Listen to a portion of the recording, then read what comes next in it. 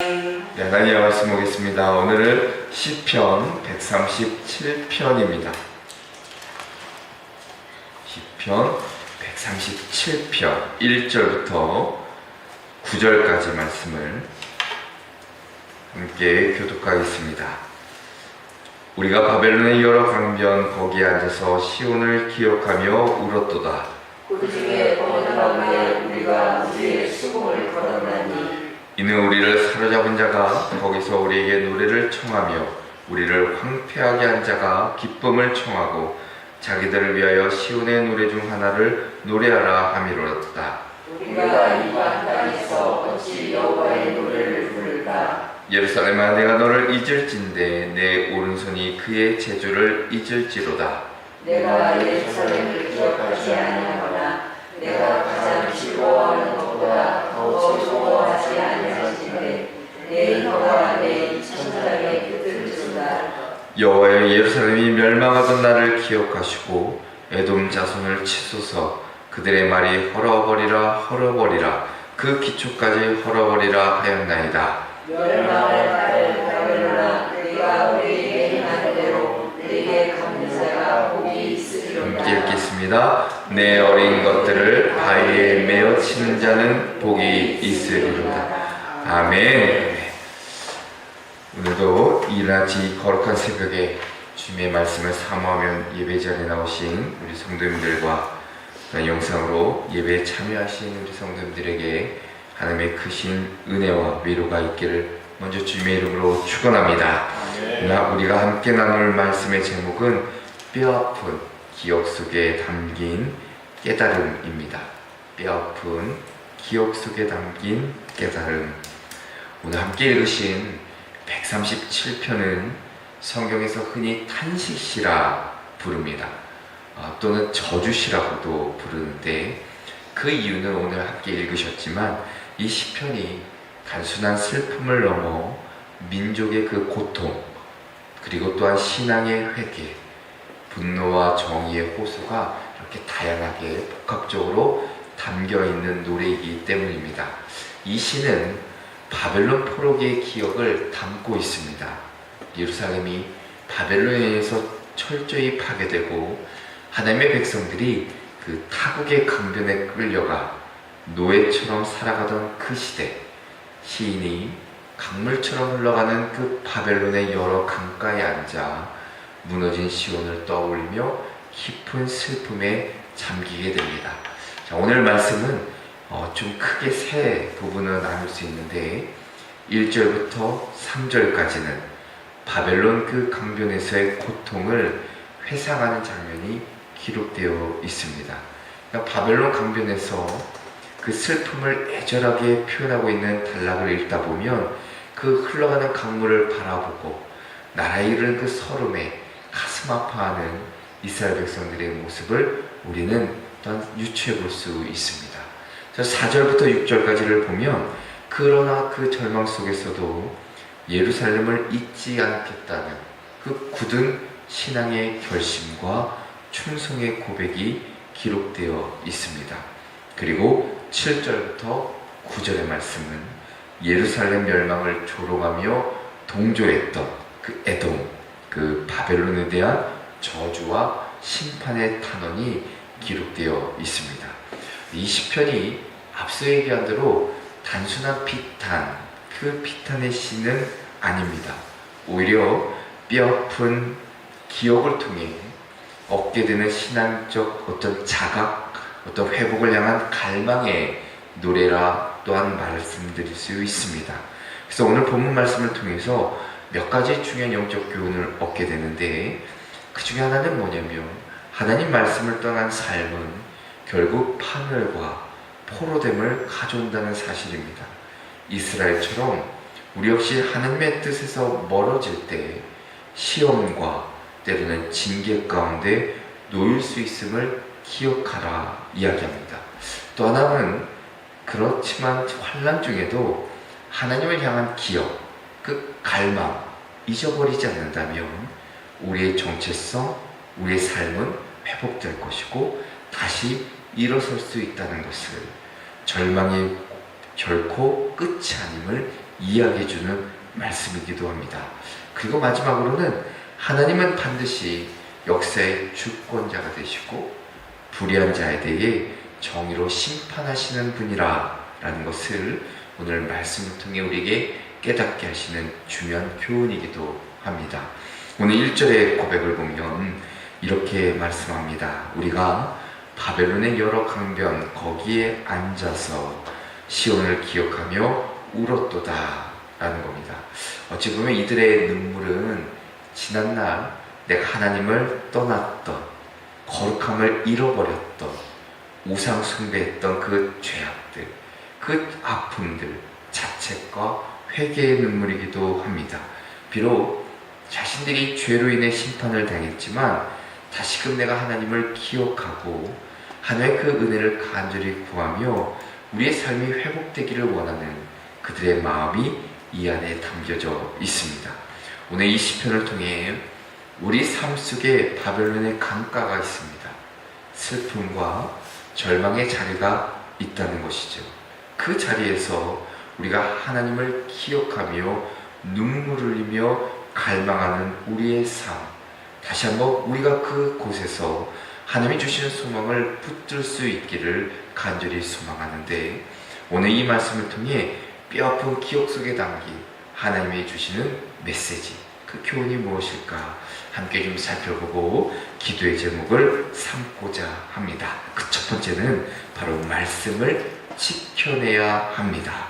말씀을 지켜낼 것을 이야기합니다.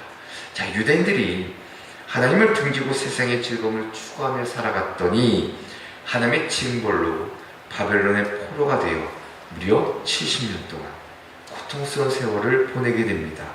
오늘 시편은 바로 그 유대인들이 바벨론에서 포로 생활을 하던 그 고통스러운 역사적인 배경을 담아내고 있습니다.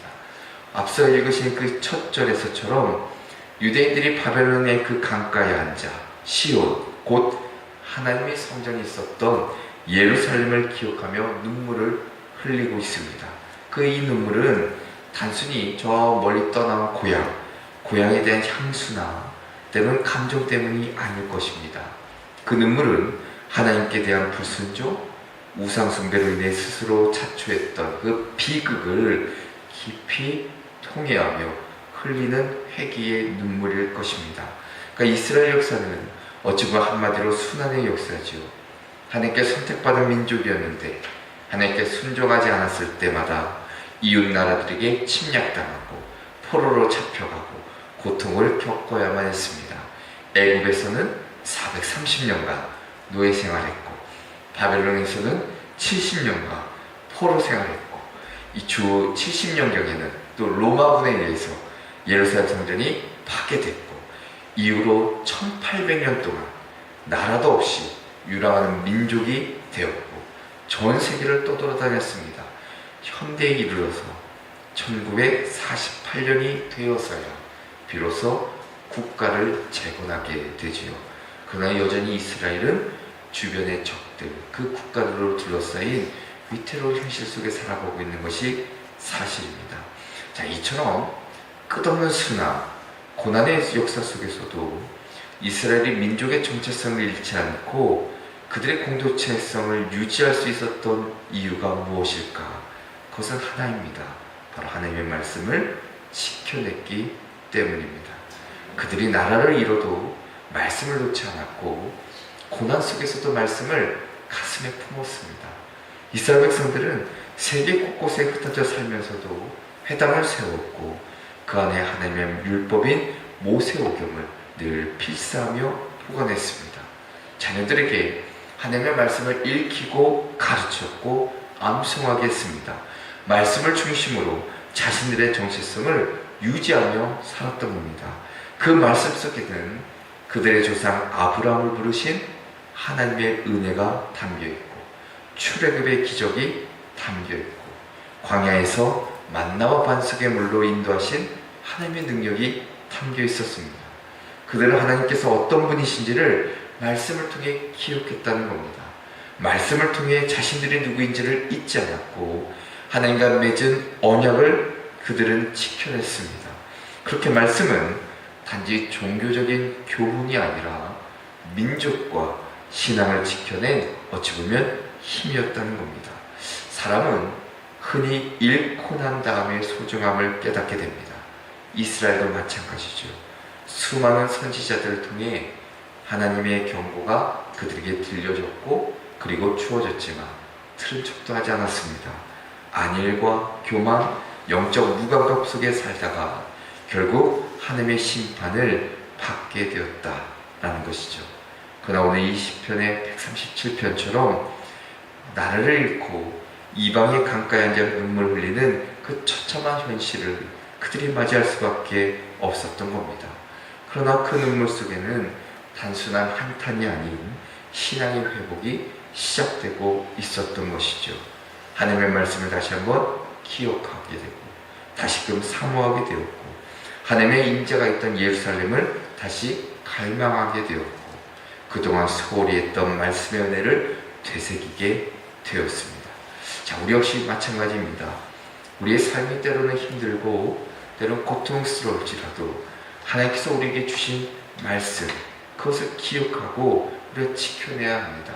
하나님께서 나와 어떤 언약을 맺으셨는지 내 삶 속에 어떤 은혜와 기적을 베푸셨는지를 잊지 않는 것이 중요합니다.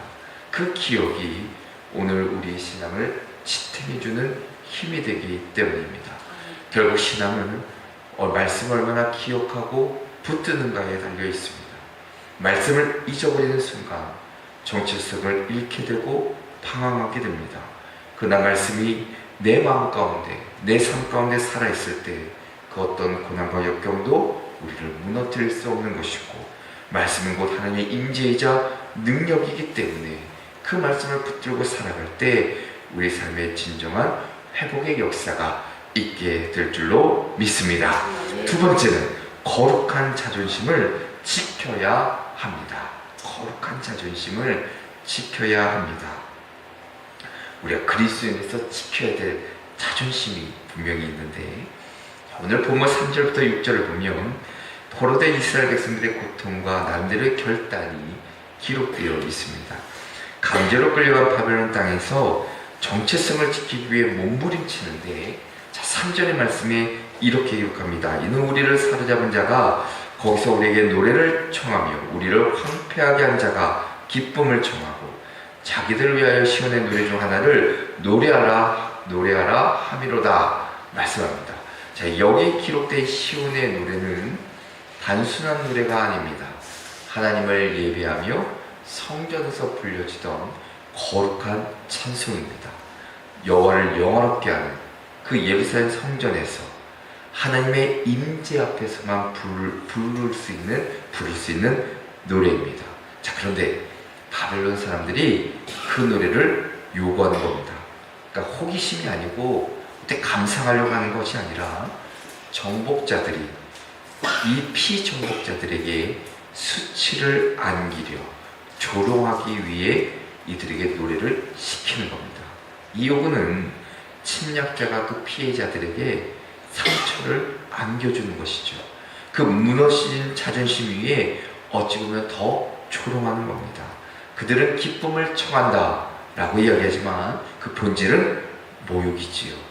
이에 대한 이스라엘의 반응이 분명합니다. 4절에 이렇게 기록하지요. 우리가 이방 땅에서 어찌 여호와의 노래를 부를까 말하고 있습니다. 이방 땅이란 게 단순히 지금 포로로 끌려간 그 땅뿐만이 아니라 하나님의 임재가 떠난 땅입니다. 그러니까 거룩함과 구별된 곳이 없는 것이에요. 그러니까 하나님의 거룩함이 무시되는 그 세상 한복판에서 여호와의 노래를 부르는 것은 그 노래 자체가 욕되게 하는 것이고 하나님을 모독하는 것이 된다 이야기하는 겁니다. 그래서 결심하는 거예요. 6절에 보니까 예루살렘아 내가 너를 잊을 텐데 내 오른손이 그의 제주를 잊을지로다 5절에 이야기하고 6절에는 내가 예루살렘을 기억하지 아니하거나 내가 가장 즐거워하는 것보다 더 즐거워하지 아니할진대 내 혀가 내 입천장에 붙을지로다 이야기하고 있습니다. 자, 우리가 잘 아는 대로 예루살렘은 단순히 도시를 상징하지 않습니다. 도시를 이야기하는 것이 아니라 하나님이 계시는 곳, 하나님의 백성들의 정체성, 신앙의 중심, 바로 그것이 예루살렘입니다. 자, 예루살렘을 잊지 않겠다라는 말은 곧 하나님과 맺은 언약, 내가 결코 저버리지 않겠다라는 고백이기도 합니다. 오른손이 제주를 잊을지로다, 혀가 이촌령에 붙을지로다 라는 말은 자신이 더 이상 존재할 이유조차 없다는 그 절박한 고백이 이 안에 담겨 있는 겁니다. 자, 이 대목에서 일본의 작가 엔도 휴샤크의 소설 가운데 침묵이라는 소설이 하나 있습니다. 에도 시대에 기독교 금지령 속에 수많은 성도들이 배교를 강요받고 그 바닥에 예수님의 형상을 새긴 그 후미에를 밟고 지나가야만 했습니다. 자, 그 순간 단지 신발로 그 그림을 누른 행위가 아니라 하나님과의 언약, 그 언약을 깨트리는 어쩌면 결정적인 순간이었죠. 수많은 이들이 그까지 그림 하나 밟는 게 뭐가 되주냐고 그 유혹 앞에 서 있었습니다. 자, 근데 진실된 성도들은 그 순간 그 거룩한 자존심을 지켰다는 겁니다. 그게 바로 참된 신앙임을 이 작가가 이야기해주고 있습니다. 자, 오늘날 우리는 노골적인 신앙 박해 시대에 살고 있지 않습니다. 그러나 끊임없이 우리는 선택의 기로에 놓여있죠. 세상은 은근히 아니면 알지도 모르게 우리에게 요구합니다. 네가 믿는 하나님, 야, 그것 조금 지금은 좀 유연하게, 야, 이때 그렇지만 지금은 조금은 약간 덜해도 괜찮지 않을까, 야, 이때 조금 포기해도 괜찮지 않을까, 현실적으로 좀 살면 좀 어때, 지금 우리가 그런 시대가 아니잖아. 그럴 때 우리 안에 거룩한 자존심은 조금씩 사라진다는 것이죠. 거룩한 자존심이란 내가 누구인지 잊지 않는 겁니다. 세상은 이 정체성을 끊임없이 무너뜨리려 합니다. 믿음을 조롱하는 사람들, 하나님을 도외하시는 문화, 거짓이 능력처럼 보이는 현실, 그 고난 가운데 믿음을 지킨 이스라엘처럼 우리도 세상 속에서 거룩함을 지키기 위해 몸부림쳐야 된다는 겁니다. 때로는 손해도 감수해야 되고, 외로움도 참아내야 되고, 이해받지 못하는 상황도 맞이할 수 있습니다.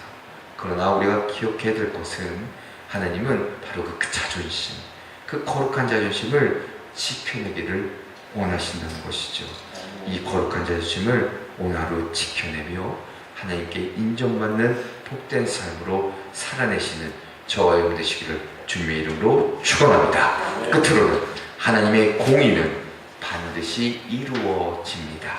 하나님의 공의는 반드시 이루어지는데, 오늘 7절부터 9절의 말씀을 보면 하나님 나라의 원수들에 대한 저주의 말씀이 기록되어 있습니다.